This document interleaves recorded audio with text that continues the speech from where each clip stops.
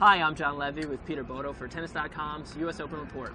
So Pete, day two, beautiful day out. A little stormy though for #1 seed Anna Ivanovic. Yeah, you know, Anna, she seems to be feeling that pressure of that #1 ranking that she gained shortly after she won the French Open title. Now, she missed Beijing with a thumb injury, you know, so you got to give her a little bit of a break. She hasn't had that many matches, but it also looks to me like she's kind of struggling a little bit. She should be cruising through some of these girls. She's finding out what it's like now, life at the top. You got the target on your back.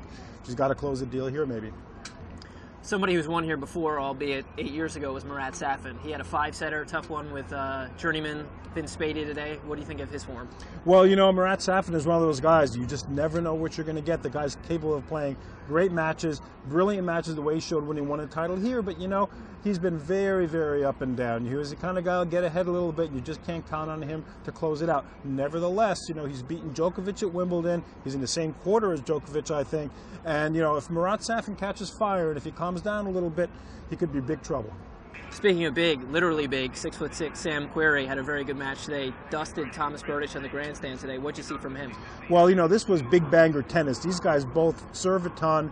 Berdych is 6'5". He's not giving away anything in size and reach to Querrey, but Querrey played a really, really tight and very well-focused match. This kid is very athletic for a big guy. He's got a lot of tools and a lot of versatility, great hands. If you're looking for an impact player to emerge out of this Open, to have a breakthrough here, Sam Querrey could be your man.